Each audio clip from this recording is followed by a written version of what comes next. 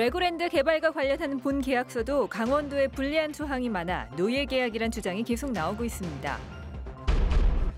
6.13 지방선거를 한 달여 앞두고 지적장애인들의 사전투표 체험 행사가 마련됐습니다. 강원도의 어린이 인플루엔자 접종률이 다른 시도에 비해 낮은 것으로 나타났습니다. 멸종위기 1급인 광릉 요강꽃의 국내 최대 군락지인 화천 비수구미 마을에 광릉 요강꽃 700여 촉이 활짝 꽃을 피웠습니다.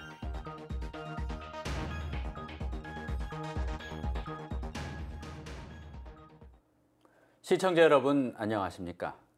레고랜드 시행사인 LL개발이 기반 시설 공사를 하는 건설사와 이상한 계약을 해서 23억 원이 넘는 손실금을 지급했다는 사실을 어제 보도해드렸는데요. 오늘은 본 계약서 문제를 짚어보겠습니다. 강원도에 불리한 조항이 많은 노예 계약이란 주장이 계속 나오고 있는데요. 그 내용 이재규 기자가 취재했습니다. 2013년 10월 29일 강원도와 멀린그룹은 레고랜드 코리아 개발사업 계약을 체결합니다. 계약서에 사인을 한 사람은 최문순 강원도지사와 멀린그룹 존 어시어 사장이었습니다. 계약서에 명시된 강원도 확약 사안은 이렇습니다. 2조 1항, 국내 출자사들이 의무를 불이행할 시 강원도가 책임지고 출자자를 찾아 부정적 영향이 없도록 한다. 2조 3항, 2013년 12월 31일까지 일체의 부담이 없는 상태로 강원도가 테마파크 부지에 대한 소유권을 취득해야 한다. 2조 9항, 사업비용 조달을 못해 문제가 생길 경우 멀린이 입은 손해에 대한 배상 책임을 진다 등입니다. 반면 멀린의 확약 사안을 보면 운영사 설립, 개발사의 건물 임대료 지급, 레고랜드 독점 운영, 상표권 독점 등 평이한 내용이 다수를 차지합니다.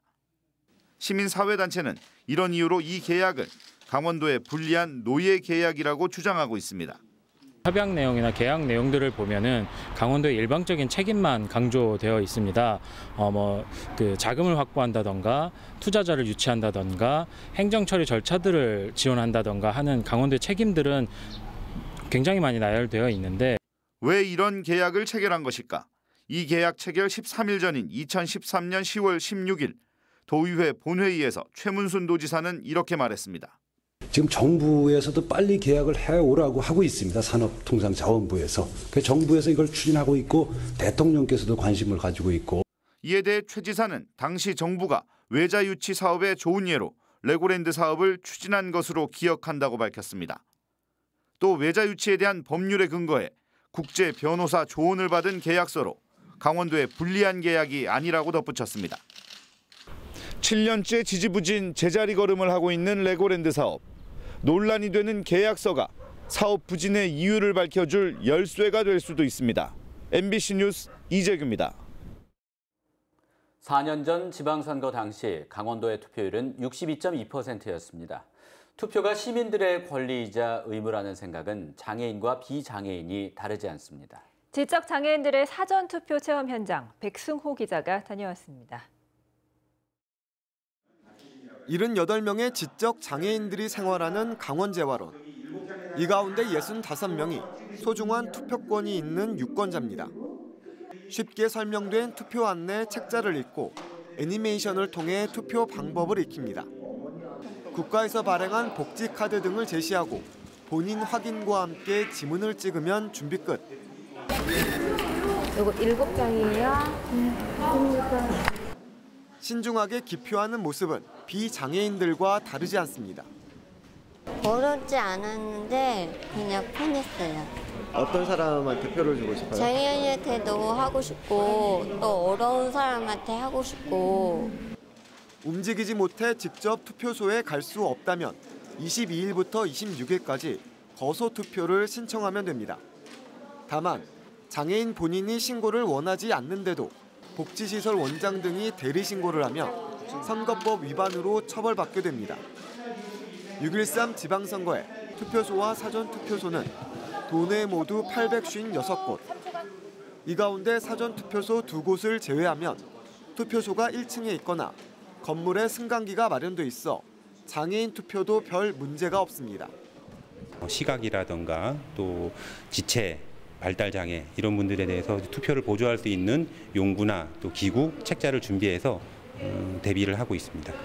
강원도 선거관리위원회는 장애인 시설 등을 찾아가는 선거 강연을 이달 말까지 이어나갈 계획입니다.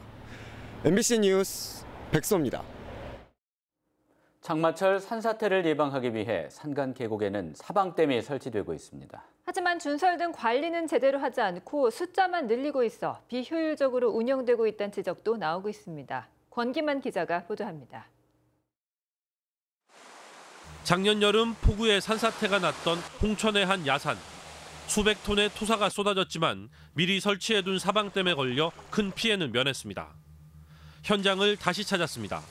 무너졌던 축대는 다시 쌓았고 토사에 휩쓸렸던 자리는 이제 어느 정도 본래 모습을 되찾았습니다. 그런데 문제는 토사입니다. 지난 여름 산사태에 쓸려 내려온 수백 톤의 토사와 나무들이 이렇게 사방댐에 걸린 채 지금까지 방치돼 있습니다. 지금 다시 산사태가 난다면 토속류가 댐을 넘어가 큰 피해로 이어질 수도 있는 상황입니다. 다른 곳에 있는 사방댐과 비교해보면 차이가 확연합니다. 강원도는 올해 사방댐 73개를 새로 짓는 데 비해 준설 대상은 전체 1,609개 가운데 4%인 67개에 불과합니다. 많은 비용이 드는 신설에 비해 준설 대상이 턱없이 부족하다는 지적입니다. 그 기능을 이제 상실하게 되면 이제 하류 쪽에 이제 피해가 발생할 수 있으니까 뭐 일시적인 게 아니라 지속적으로 체크하고 준설하는 그런 방안들을 마련하는 것이 좀 타당하다고 생각이 됩니다. 관계 당국은 자체 기준에 따라 매년 준설 대상을 결정한다고 밝혔습니다. 각 지자체와 산림당국은 본격적인 우기가 시작되기 전에 사방댐 준설 작업과 신설을 모두 마무리한다는 계획입니다. MBC 뉴스 권기만입니다. 강릉에서 승용차의 썬루프가 갑자기 깨지는 사고가 발생했습니다. 썬루프 사고에 대한 원인 규명을 놓고 운전자와 차량 제조회사의 주장이 엇갈리고 있습니다. 김형호 기자가 보도합니다. 강릉 시내의 한 도로, 주행 중이던 차량이 교차로에 정차하는 순간 퍽하는 소리와 함께 유리 파편이 흩어집니다. 뭔 소리야? 와, 이게 나갔다. 새 차로 구입한 지 1년이 조금 넘은 수입차인데 갑자기 썬루프가 깨진 겁니다. 운전자는 사고 당시 외부에 충격이 없었고 파손 부위가 부풀어 오른 점을 들어 차량 자체의 결함이 원인이라고 주장합니다. 야구 방망이로서 위에서 가격을 했을 때도 이렇게 구멍이 나지 않는다는 거예요. 이걸 열어보시면 아시겠지만 완전히 밑에서 위로 솟은 형국이거든요. 뭐 저는 어디가 항변을 할 수 있는 데가 없어요, 사실. 차량 제조업체는 썬루프의 소재가 강화 유리인 만큼 강한 외부 충격이 아니면 깨질 수 없다며 자체 결함을 부인하고 있습니다. 국토교통부가 썬루프 안전 기준에 문제가 있다는 결과를 내놓을 정도로 국산뿐만 아니라 수입차의 썬루프 안전성 논란은 계속되고 있습니다. 우리나라뿐만 아니라 미국에서도 뭐 이런 사례들이 많지는 않지만 이제 일어나고 있답니다. 안전 기준에 아직 들어와 있지가 않아서요. 그 기준을 지금 제정하려는 노력을 구체적으로 하고 있고요. 정부에서 명확한 안전 기준을 세우지 못하는 사이 원인 모를 썬루프 파손 사고에 운전자들의 불안감이 커지고 있습니다. MBC 뉴스 김영호입니다. 강원도의 어린이 인플루엔자 접종률이 다른 시도에 비해 낮은 것으로 나타났습니다. 질병관리본부가 밝힌 생후 6개월에서 59개월까지 어린이의 인플루엔자 접종률이 강원도는 74.9%로 나타났습니다. 이 같은 접종률은 전국 평균 접종률 78%보다 낮을 뿐만 아니라 전국 17개 시도 가운데 71%를 기록한 전남에 이어 두 번째로 낮았습니다.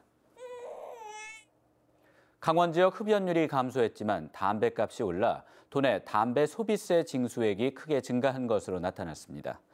통계청에 따르면 도내 흡연율은 2012년 26%에서 2014년 25%, 2016년 22%로 해마다 떨어지고 있습니다. 그러나 도내에서 거친 담배 소비세 징수액은 2014년 1,000억 원대 초반에 머물렀으나 담배값이 오른 2015년 1,160억여 원을 기록했고 2016년에는 1,437억여 원으로 크게 증가한 것으로 분석됐습니다.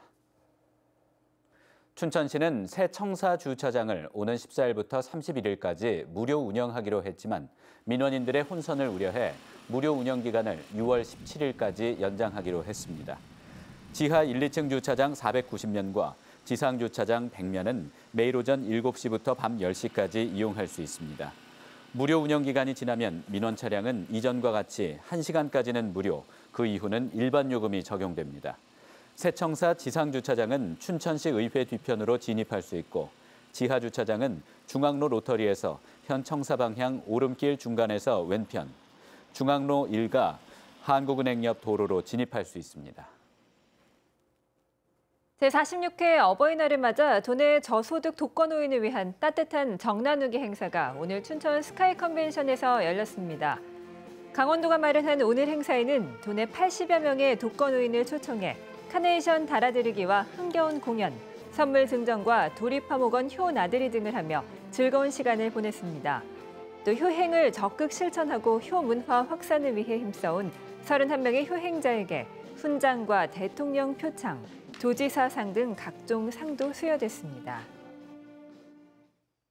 멸종위기 1급인 광릉 요강꽃이 화천 비수구미 마을에 활짝 꽃을 피웠습니다.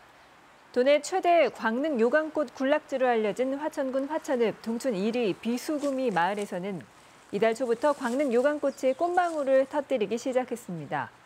비수구미 마을에는 천여 촉의 광릉 요강꽃이 군락을 형성하고 있고 현재 700여 촉이 꽃을 피웠습니다. 1931년 경기도 광릉에서 처음 발견된 광릉 요강꽃은 국내에 2천여 촉만 자생하고 있는 것으로 알려졌고 이 가운데 절반가량이 화천 비수구미 마을에서 자라고 있습니다. 선거구 지역에 호별 방문을 하며 선거운동을 한 50대 예비 후보자가 검찰에 고발 조치됐습니다. 강원도 선관위는 지난 4월 2차례에 걸쳐 선거구민 27가구로 호별 방문해 명함을 나눠주며 선거운동을 한 기초의원 선거 예비 후보자 52살 A씨를 공직선거법 위반 혐의로 검찰에 고발했습니다. 공직선거법은 누구든지 선거운동을 위해 호별로 방문할 수 없도록 규정하고 있습니다. 최근 수년간 꾸준히 감소하던 도내 교권 침해 사건이 지난해 크게 늘어났습니다. 홍철호 국회의원이 교육부로부터 받은 교권 침해 사건 자료에 따르면 도내에서는 2013년 280건에서 2016년 99건으로 줄었지만 지난해 229건으로 늘었습니다. 지난해에는 경기도가 490건으로 가장 많았고 강원도가 두 번째로 나타났습니다. 교권 침해 사례는 폭언이나 욕설, 수업 방해와 교사 성희롱 등이 많았습니다. 강원도가 태양광 허가 기준을 강화하기로 했습니다. 강원도는 최근 도내 산지를 중심으로 태양광 시설이 급증해 산림 훼손, 난개발로 인한 지역 민원이 증가하고 있다며 태양광 발전 시설 허가 심의를 할 때 기준을 엄격히 적용하기로 했습니다. 이상으로 뉴스데스크 강원을 마칩니다. 시청해주신 여러분 고맙습니다.